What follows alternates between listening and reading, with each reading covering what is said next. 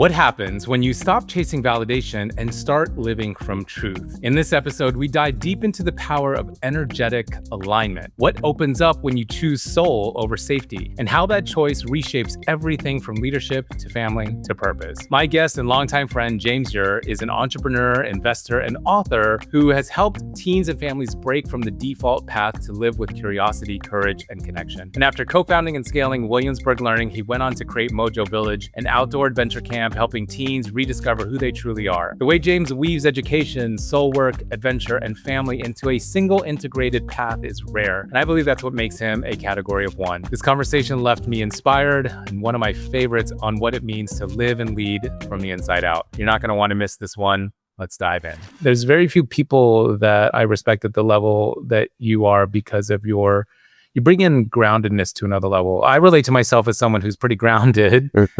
But you just take that to another level. Have you always been this way? I don't think I've always been that way. I do think that like the journey of life, as it does for all of us, is sort of, where we get cracked along the way. We kind of like sink into those spaces and they can take us deep. But I really appreciate that coming from you, Reese, somebody who I value and admire so much. And, I want to just share a quick thought about that same thing. When we got in that truck, it was like, and we were chatting, it was like my nervous system, no matter how much we kept kind of going deeper, my nervous system just kind of, and my body intelligence just knew, oh yeah, this person can handle it. There's like some depth and wisdom here that we can like access together. I love that you're doing category of one branding, because as you've helped me to rebrand and then brand multiple companies, you just have the knack. You have such a gift for seeing right through to what makes people unique. And you helped me to feel like a category of one from the beginning. It was like you had this unique gift to be able to just see me. And so I love that you have this opportunity and this platform now to see others and to bring that gift to them. I think it's just something so beautiful that you bring to the world. I'm getting goosebumps. Thank you for that. I would say affirmation, I suppose. I mean, I think you probably relate to this, but this is just something that I do. It's not like I'm trying to do what I'm doing. I mean, there's effort, don't get me wrong, but this is just something that just comes so natural for me. And I'm always looking for what's the deeper nugget? What's the thing behind all the masks, all the surface, all the beautiful, I mean, you're a handsome man, right? But even beyond that, you're even more beautiful on the inside. And that's what I zero in on. I don't know about you, but like for me, sometimes, a lot of times people scan for like all the ego metrics, like the revenue and the net worth and all these things that I guess in some shape or form probably provides some credibility. I don't scan for those things. I scan for like what's in here, what's in the heart. So it was very easy to pull that out of you and to really help you really identify you are a category of one. So thanks for that reflection. Well, you're welcome. I'd love to ask you a question about that if you're open to oh my God, totally, dude. This is us. This is our conversation. Let's do it. Yeah. I'm curious for you. Have you always been that way? Like, do you remember as a kid, as a teenager, sort of like, or as a young adult, being able to look through and really just kind of cut through whatever people were expressing on the surface and whatever image management was going on, to be able to like really question what's deeper in there? I can't place the exact age, but I think the journey began with me trying to figure out my own self.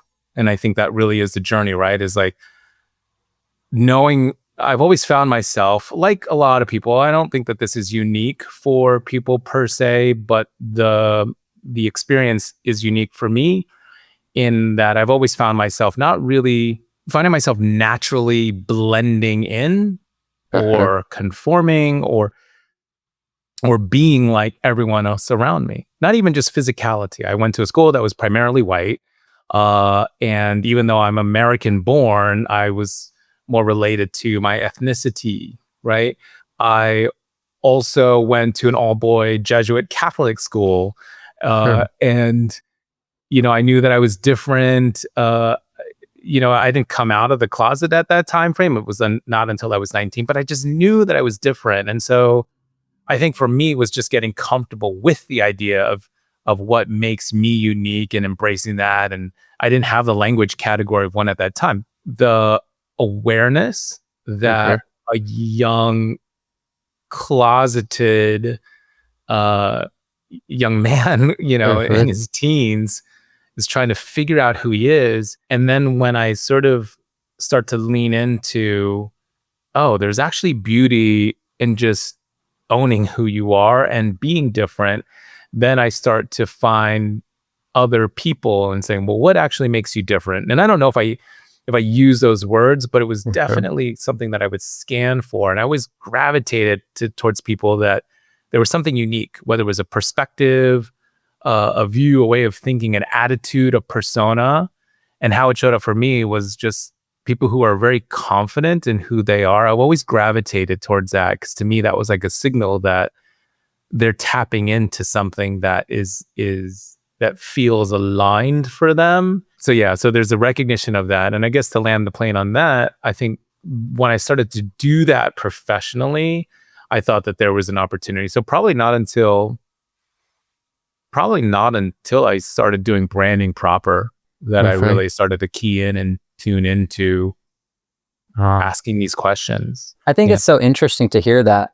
We've been friends for a long time, but I don't know that I've ever heard your journey from quite that perspective. And I just think it's fascinating that like you've had a very, what I would consider a highly successful professional career. I'm looking at this book you published that's incredibly intelligent and deep. And, I know that you've just been showcased in lots of, top branders, top thinkers, all that kind of stuff. And it's really interesting to me personally to trace that back to this teenage kid who went on the journey of understanding himself.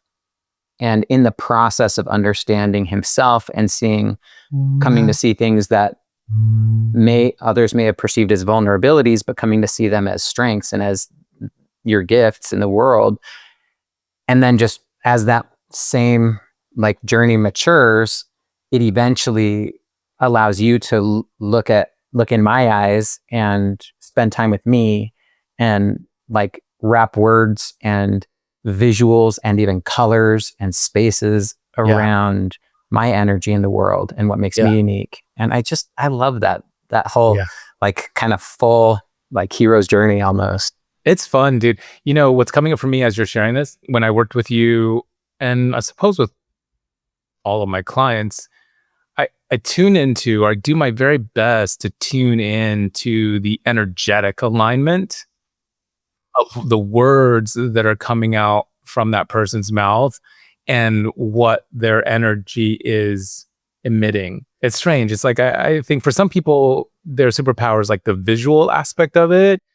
And I think for me, it's more like just feeling the energy. It's like something feels off. And it's my belief that from a branding perspective, your customers, your prospects, your clients, they can sense mostly subconsciously when there's something that is out of alignment with what you're saying. And I think, sometimes people can't pinpoint why aren't we converting as much or why aren't we attracting, is because there's some kind of out of integrity or out of alignment is another way to put it. So that's interesting. And on the flip side of that what's, I think this is maybe the third conversation in a week where I've been talking to somebody who is maybe on the back half of their professional life where they've experienced the whole journey and grind up to, becoming successful. And then they're kind of like on the backside, and who have said something very similar in terms of an energetic alignment with clients. And what they've said is,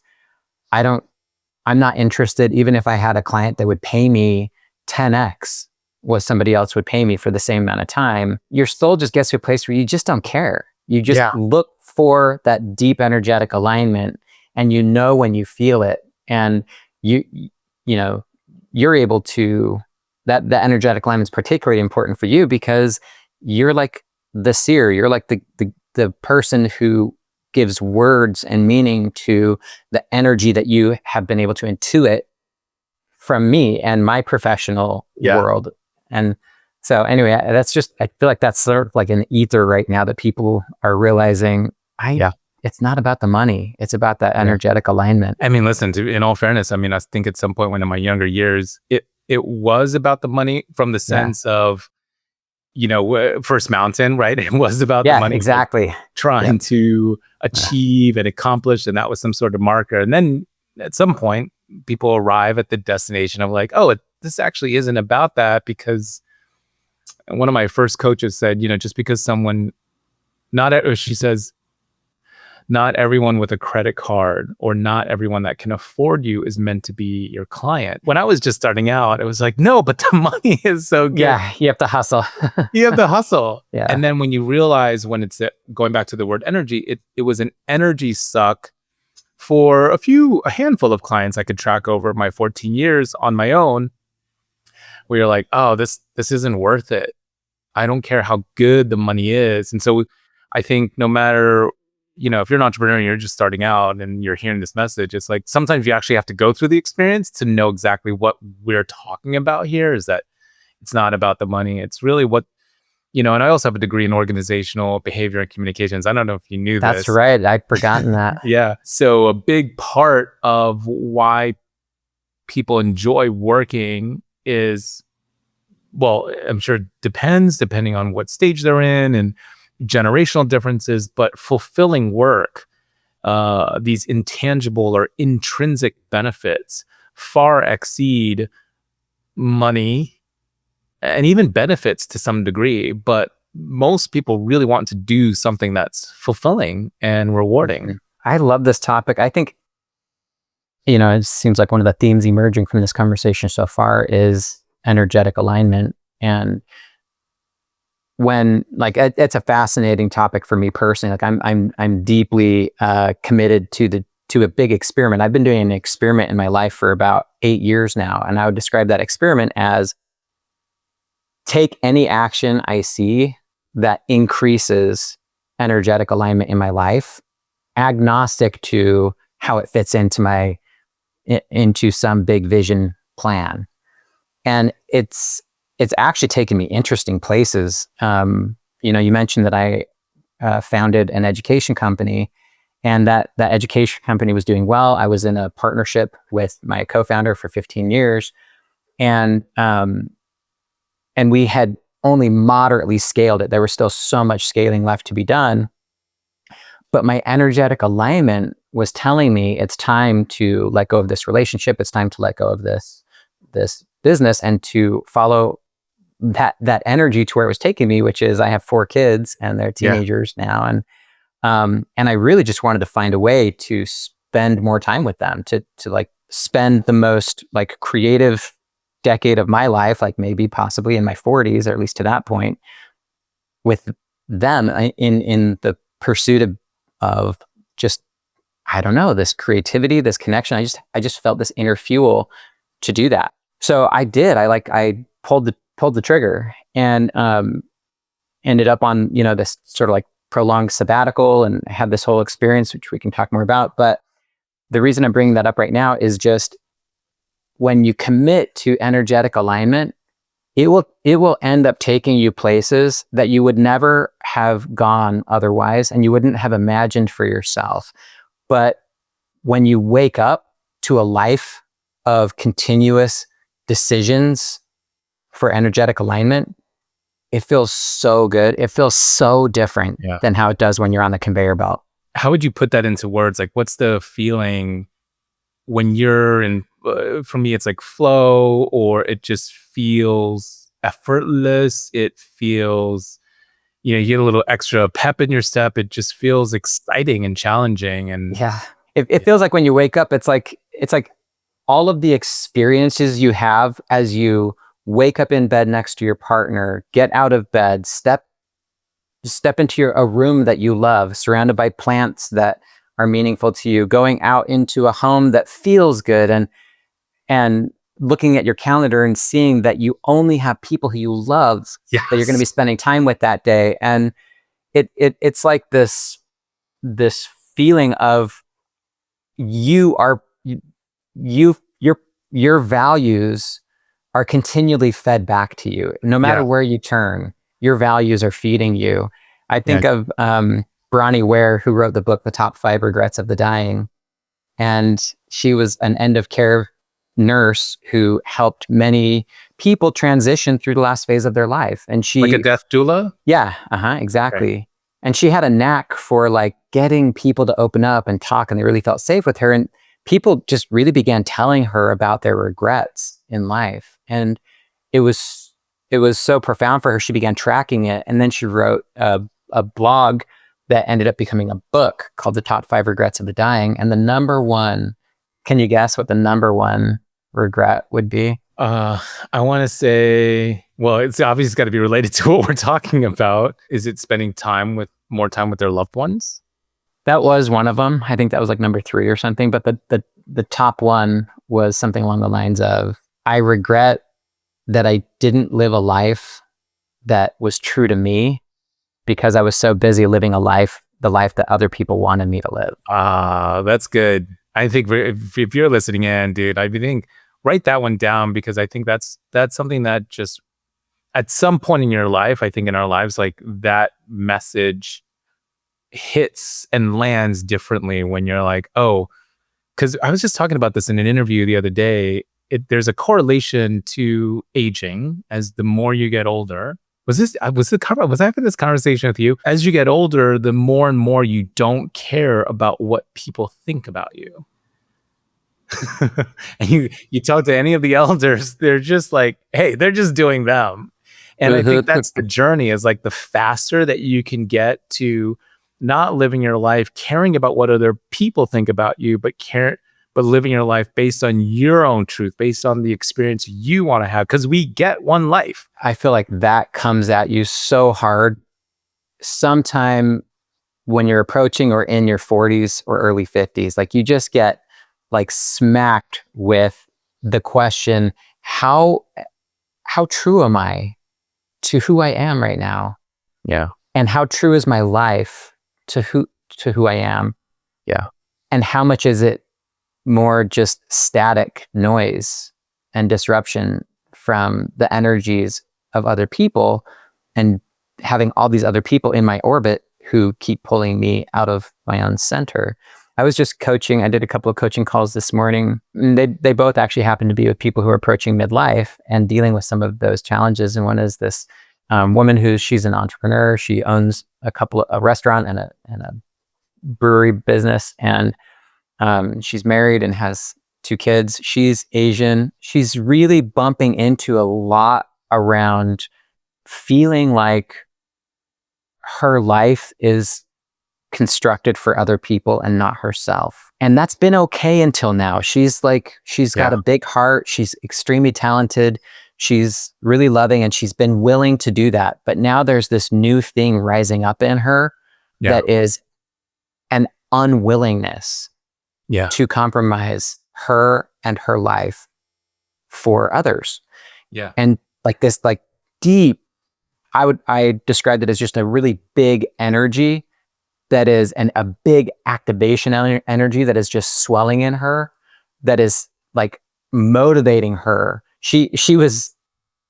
I began coaching her when she was ready to take some big decisions about getting out of both of her businesses. Yeah. And I was able to help her kind of like slow that down a little and honor that big energy without burning her life down. Mm-hmm. And I feel like that's like what happens around that age, is you just start feeling this swelling activation energy that I'm not willing to do this anymore. And I don't know if you've experienced that around that time period.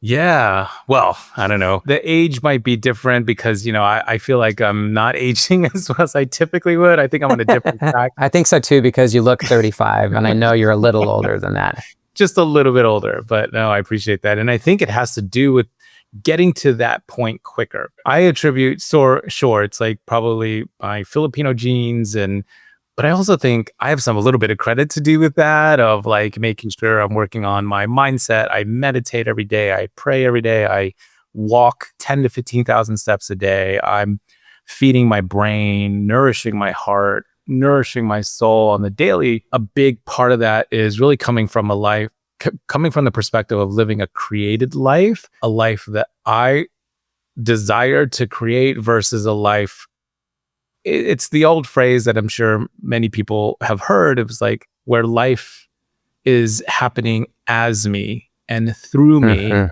rather than life is happening to me. What you just shared is that you're able to feel and even look younger because you're living a life, you're letting life live through you Yeah. rather than happen to you.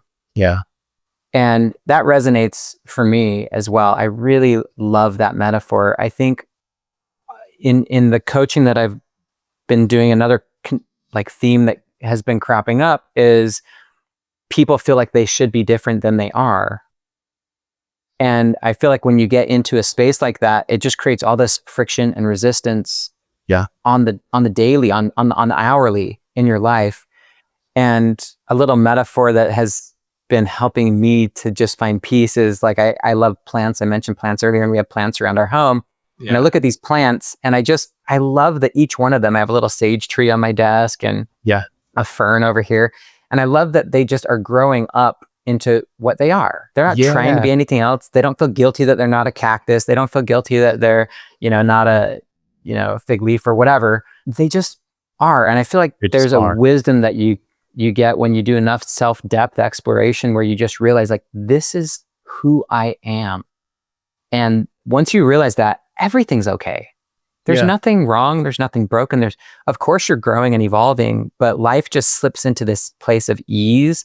And I bring this up because I think like you probably take it for granted even at this point because you're so good at it and it's like intuitive to you. But I'm sure there are a lot of people listening to this who don't feel like their life is in a place of ease. They're probably in a place of resistance and constant work and struggle and battling. Yeah. And I think that like there's the one lever you can pull that will improve all of that, including your own longevity and health, is like self-awareness and really self-love, like knowing who you are and loving who you are. I knew it was so perfect to have you on this because that's the core message that I'm really imbuing when I talk about category 1 branding. So like on the outside, yes, I'm talking about branding, and because a lot of my audiences are entrepreneurs or founders or business owners, there's an attraction towards branding. But my work actually begins like underneath all of that, which is getting, whether you're a personal brand or you're the founder of a business brand, this holds true for both. But can I help and inspire and empower someone to double down on and take a bet on themselves? And ultimately to radically love themselves, that they become a category 1, and that it's just natural that they become a category 1. Yeah, I can give you all the tools to become one, but it's faster when I can actually just give you the tools to help you love yourself more. And so really, I suppose this is a journey of self-love. And then from there, you can spread that love to more people because you're just fully authentically and radically owning who you are. Oh my gosh. Wow. So is that a big part of what motivates you to do what you do? Is that like sort of like an intrinsic motivator for you, is helping people to know who they are and love themselves? I know this interview is definitely about you, but I love that we're going back and forth. But since you asked, it is, I think when this became evident to me before, I don't know if I told you this story, but before I started my former agency, I was working in a big consulting firm in Dubai. I talk about it a little bit in my book. I can't remember the depths in which I went to it, but the story goes where I fall in love with this guy who I met online. I was living in New York at the time, and he was living in South Dakota. Let's go to Dubai. I was just looking at like this big position. It's, exotic. I'm living in this whole new country. And then I'm like, let's use this as a jumping point to go travel here and there. And I fell in love real quick with this guy, but we didn't have the reps. It was a long distance relationship. We met in person. It was, there's chemistry and connection, and it did feel like a soul connection for sure. However, we didn't last too long because he only ended up like a week in Dubai after I'd been out there for several months to set things up. And because his dad was diagnosed with stage 4 liver cancer. And for me, I was like, well, you need to go back and be complete with him. And so we sent him back. And I'm sitting in Dubai in this amazing home, working at, as a senior director at this consulting firm. And I was what I would self-diagnose as depressed, in that I was probably crying myself in my pillow every night. And then mustering up enough energy to show up to work and kind of be this brand strategist. And when I discovered, as I was finding my way one weekend, like, no support network, no friends. I was in the mall, Dubai Mall, and I came across this book, The Power of Now by Eckhart Tolle. And then another book called The Path to Love by Deepak Chopra. And both of those books really helped to cement for me that, yes, I might have thought that I loved this guy, but the journey for me was to fall in love with myself. That wasn't like, what was I running to, or what was I running away from by going to Dubai? As the story goes, I came back to the States, and that's when I went to Sedona. It was my first sort of spiritual or soulful kind of exposure to that, to even consider that as an option. And anyway, so then the rest is history. And then from there, I kind of got in touch with my soul purpose, and that was to bring more love and joy and these branding experience that I have to people who are making an impact and a difference.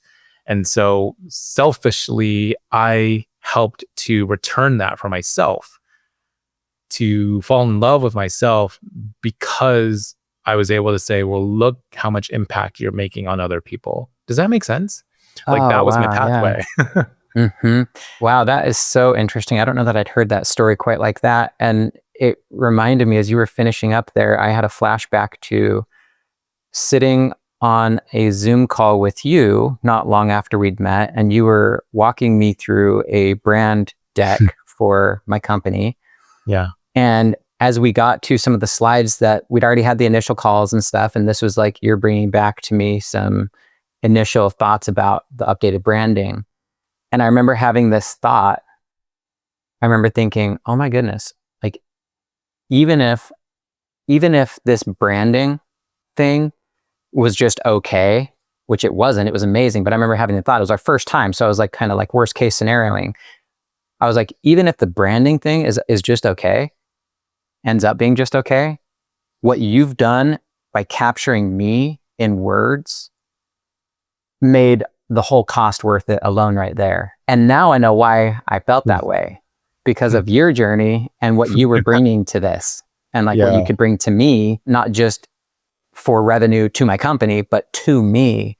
That explains to me why I just felt that such a deep, immediate connection to you, and why I have gravitated right back to you anytime I have more branding to do. It's like, oh no, there's nobody who has seen me like re-could so quickly, and to put like branding around that. And now I know kind of like a little bit about that backstory. Oh, what a beautiful compliment. Thanks, dude. I appreciate that. And for the record, I know I've told this to you multiple times, but I'll say it on public, but like, it is an honor, and I'm really grateful for having the opportunity to work with you on a couple different capacities, on a couple different businesses. And I would assert that by having gone through that process a couple of times, in a way, giving you the inner tools and guidance to be able to bring that and incorporate that, regardless if I'm there helping you. You did that. But that's a perfect segue, because you actually created something new. So you left Williamsburg Learning. And of course, if you want to check out all of what James has been doing in that space, I think was that 14 years you ran that company? Yeah. So, but what I really want to talk about is what you're creating now, because you've birthed the new brand.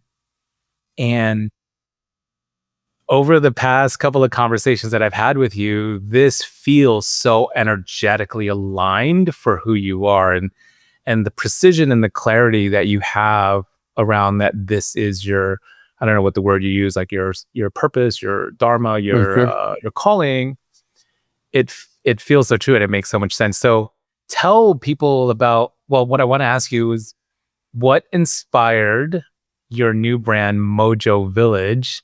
What was the catalyst that inspired that? And what is Mojo Village? Well, I'd love to talk about that. I love what we're doing with Mojo Village. It's so fun. And to lay a little bit of groundwork for that, I want to go back to, something I experienced and learned as I transitioned away from Williamsburg Learning and to a new chapter in my life.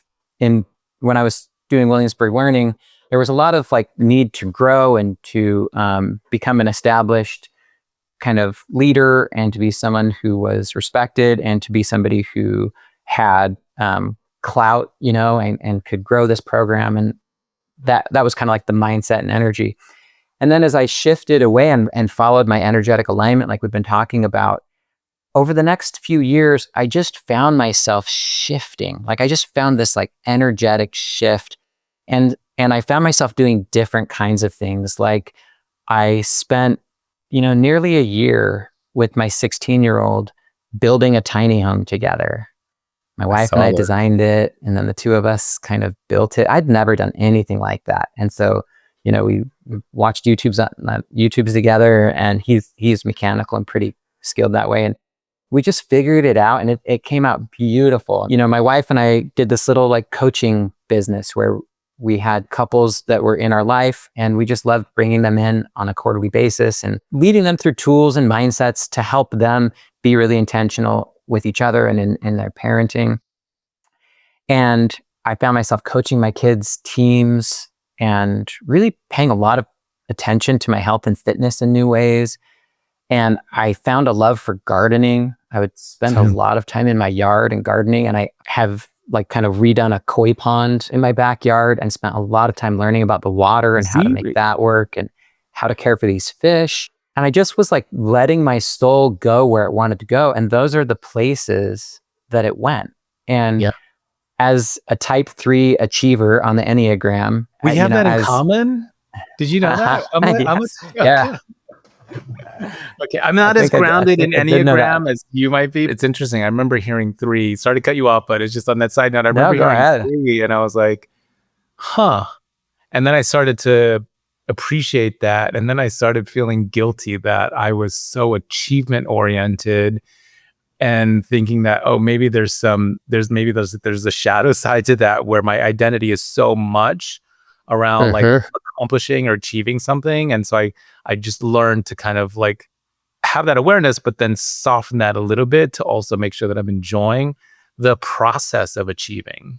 So anyway, just a side note. Oh, well, I mean, you basically just summed up the first 2 years after I transitioned out of my company, which I look back on as a sabbatical. And one of the biggest themes during that time was for the first time in my life, I wasn't out accomplishing.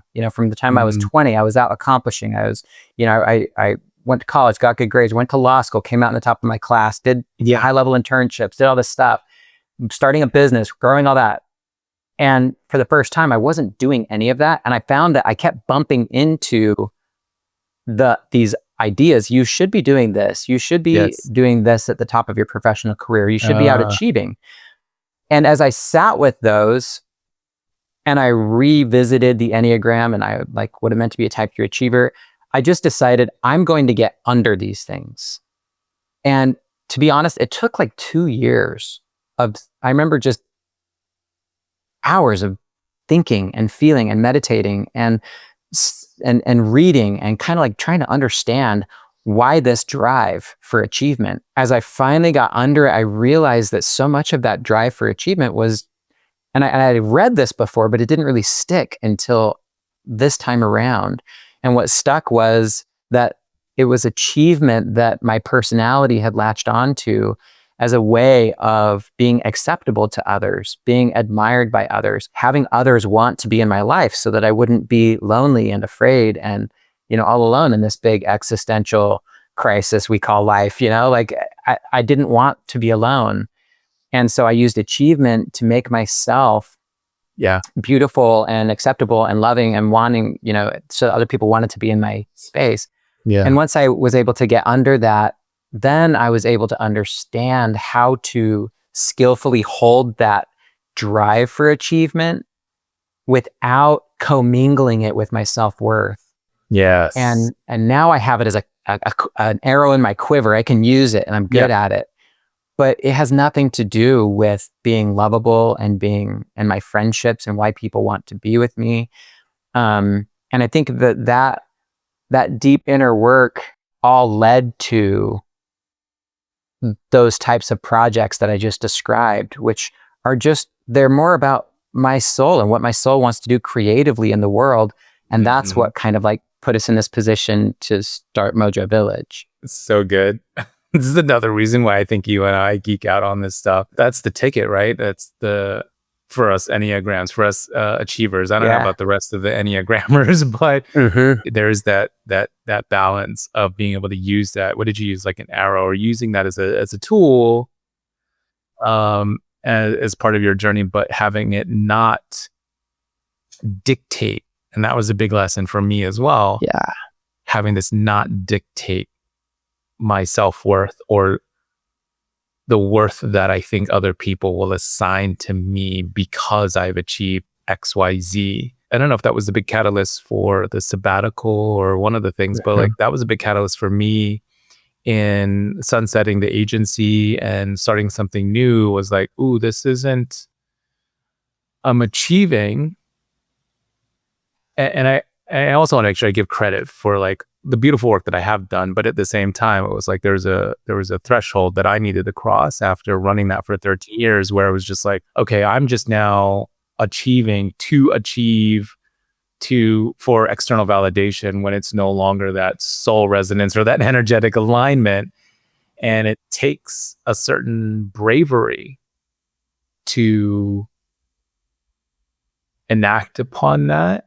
And be in maybe the discomfort so that you can allow for something that brings in more joy and beauty and fulfillment and creativity. Hence, the tiny homes or the gardening, the koi, like and Mojo Village. So that's where it's at, dude. So yeah, let's go in Mojo Village. And I love particularly that you are targeting teens.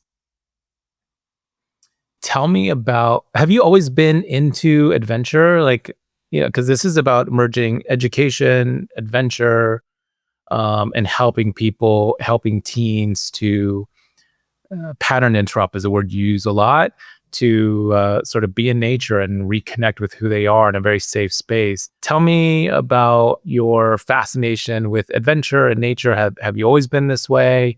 Or was there some experience that you've had as a teen that said, hey, more and more people should be doing this, or as an adult? But yeah, what was the source of inspiration? Well, I loved nature as a kid.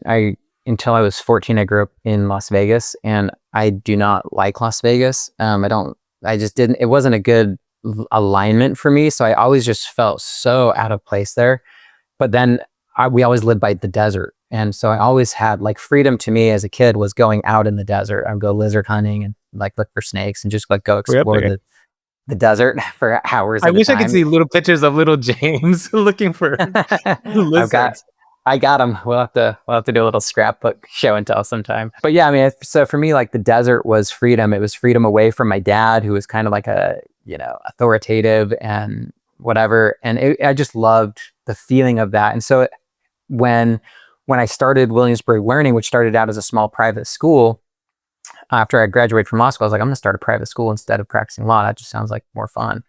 And so I did. And I remember like that first year, I was like, oh shit, like I'm the principal, I'm the boss. I can run this how I want. And so I was like, I'm going to try an experiment. And so I took those kids, we did 4 weeks of backpacking that year, 4 1-week backpacking trips. Okay, not 4 consecutive weeks. We did like kind of 2 in the fall and then 2 in the spring. That's a long time. That was like essentially an 1/8 of the school year we were in nature. And I was really curious, like what's going to happen because of this. And it was just immediate, like it did not take me long to see the therapeutic, energetic value that it is when teens can get into nature. It's like they over after especially multiple days in a row, but like day 3 or 4, their guards are down. They've let go of all of the kind of patterns that typically hold them in place, and they're away from relationships that have them in lockstep and kind of bind them. And they just like get down more to like who they really are, and they get super playful and vulnerable and loving and funny. And I was like, this is magic. I love hanging out with these kids in this space. This is fun.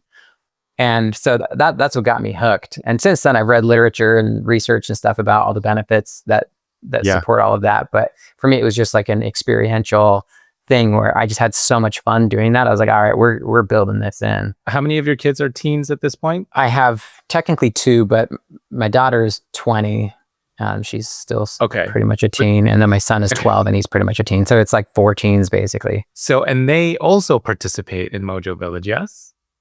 Yeah. So Mojo Village, I guess just to explain what it is, Mojo Village is an outdoor adventure camp for teens. And it takes place in Salt Lake City, Utah, and in the summer. And we go up into a remote summer camp. It's at like 10,000 feet, and there's just like pristine mountain lakes, and there's rock climbing, and there's rappelling, and we do a lot of other types of activities with the kids. A lot of our camp counselors are therapists, so it just it's such a vibe. It's so fun, and the whole goal is to just like help give these teens a way to get out of. We know now how unhealthy scrolling is and social media and all that stuff for teens. It's so bad. It's toxic, but they're still bathing in it all the time. And so this is just like a big old fat reset and get them out there. And so we just started it a year ago. Last year was our first camp, and it was really fun. But that's kind of like the quick version about what it is. I know one of your messages is inspiring adventure for intentional teens. And I believe your tagline or one of your messages, which I love, which is "Be you with us." First of all, I don't know if you realize this, but that's so powerful because starting off with a verb is always great with marketing, right? But be you, there's a being, so be you, and it's a declaration, and it kind of is a little bit of a call to action of exactly what you want teens to do, which is to just be fully themselves. And then, oh, by the way, you don't have to do this alone. You can do that in community. So I love that message. It's just really fun to hear you say that. Because that really captures what we're doing. That's why it's called Mojo Village. Like Mojo is like just like a informal kind of word for like your unique spark. Like what's your mojo? What's your magic? Like what makes you have that X factor, you know? And then village is like it takes a village, you know, it takes all of us. And especially for teens who are so wired for that social interaction, you can achieve, like my business partner, she did a lot of grief counseling with teens, years and years of that. And she just discovered that after doing a lot of one-on-one grief counseling with teens versus group grief counseling with teens, the progress you can make in a group is so much faster than alone. There's just something so deeply therapeutic for teens about hearing each other's deeper processes and insecurities and grief and all that kind of stuff. And so that's the need for the village. And that's why teens especially need others. Yeah, I love it. So I did an interview just yesterday with a dear friend of mine, Warren Kenneth Carlisle, who started and runs Octonation, which is the world's largest octopus fan club. And they're inspiring a wonder of the ocean through octopuses, which is the proper way to pluralize octopus. Always wondered. Yeah, he taught me that, and so I give him credit that. And what's beautiful about that, he's the best publicist for octopuses who have always been painted as who always been like villainized or made out to be this horrible creature. Meanwhile, when he was like he's the 7-year-old neurodivergent autistic ADHD kid, was fascinated with this intelligent creature, and there was no books on it. Wow. And so he went out and sought out, and so he brought in like photographers and artists to capture octopuses. He tried to. There's a story where he tried to partner with academia, and they were like, "Well, who are you?" kind of thing. And it just really propelled him. He created this category of one brand, tons of engagement. And he also consults with like some big influencers. But if you look him up on Instagram, if you look up Octonation, it has a pretty large following comparatively and independently. It's a pretty large following, but they're highly engaged fans. So his whole thing is about creating a fanatical community. And the access to that is because there's lots of marketers, there's lots of entrepreneurs who are creating communities. But one of the things that he preaches is if you really come from the perspective of creating belonging, and you find a place of shared values of people where, hey, I belong here, and then you're interested in the same thing, then it cuts deeper in terms of the connection that you're able to make. And so just to connect that back to what you're doing, I think it's just brilliant. You're creating belonging for these teens that perhaps they might not be able to have access or can't see that they have access because they're so clouded with the technology and social media. But it sounds like you're creating a belonging. And I would assert that that's going to continue to do really well for you. Does that track or resonate with you? That totally tracks. And hearing the way that, this Octonation guy is building that deeper fan base to create a sense of belonging, that really connects up, because our 3 brand values are adventure, connection, and inspiration. And to create that connection, it's really all about helping them to have a sense of belonging. And, we know a lot more about, science has been actually studying spirituality lately. And Lisa Miller has done a lot of great work in her book, The Spiritual Child. She talks about how kids that are raised with a sense of spirituality have significant advantages over kids who don't, whether it's depression, lower suicide rates, less STDs. Like, religion is not the same as spirituality for her. So it's not like being raised in religion, it's being raised with the sense of spirituality. And that sense of spirituality, she defines it as a connection to something bigger. It can be a connection to friends, it can be a connection to place, it can be a connection to God, it can be a connection to nature. And so that's how I think about connection. And it's, if you're going to have a sense of belonging where? Belonging in what? Belonging to whom? I think that all of that is how you create a sense of belonging, so each person can see how they are part of something bigger than themselves. And there's just something so healthy about that, whether the thing that is bigger than you is a love of octopuses, or whether it's, a desire for adventure and want to be with other teens or whatever. Yeah. It's really beautiful work that you're doing, James. I just want to commend and honor you. And I'm looking forward to, I've seen some press releases in Utah on what you're creating. I also want to just take a moment or two, a couple more things I'd like to address, and then we'll sort of land the plane. But you also wrote a book, Wayfinding, a field guide for becoming who you are. I might know the answer to this, but what was the inspiration for the book? Who's it for? Is it also for teens? And what's the core message of this book? I really love the book. And the inspiration for the book is just after 20 years of working with teens. I've worked with thousands of teens. And I just, each person has a different level of space for different groups of people and other personalities and stuff. And I just have such a tremendous heart for teenagers. I don't know why. I just always had it. And I feel like I can see them and they know it. They can just feel that around me, that I get it and I get them. And that was the most common feedback we got when I was interviewing the kids at the end of the last camp. Like, what surprised you about this camp? And the 2 things that surprised them were how comfortable they could feel around all the other teens in going deep about what's really going on in their life, and also just how comfortable they were around the leaders, that they could just truly be themselves with us. And that really made me feel so good, because I love these kids, and it's so fun to be able to be a person like that in their life, where it's an honor to be around teens and have them open up like that. The fuel for this book was just, I've had so many deep conversations and rich conversations and connections with teens, that there's all these patterns that emerge. So I just distilled down like to the 15 or 20 core principles that I think are helpful to teens as they're wayfinding, as they're like discovering who they are and what kind of future they want to build. And as they bump into the things that are in the way, some of which they don't even have words or names for. It's just those kinds of things. It's like if you're like a really healthy parent and you're looking at your teen thinking, what do I want for this teen that he or she can't see for him or herself?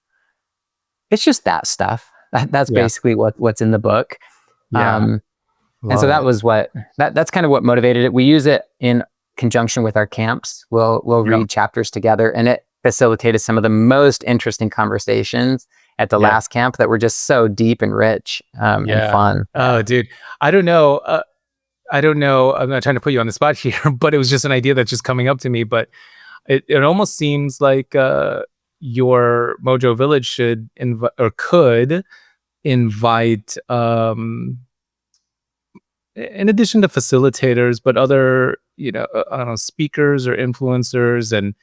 And someone had told me once, like, as in my stage in my career and second mountain kind of thing, it's like, he had posed the question that it might be fulfilling to consider coaching teens or speaking to teens, right? And so maybe I'll just throw my hat in my name in the hat for a future thing. If there's a message, I feel like some of my messages might resonate too, and my journey on finding myself, and in general, other people, for them to kind of see adults who have gone through that process and that journey, to hopefully give them an accelerated, path, that their starting point is very different than perhaps the things that we've learned, and they're still going to learn on their own and experience things. But I don't know, it's just coming up for me. And like, I love adventure. I'm loving nature now.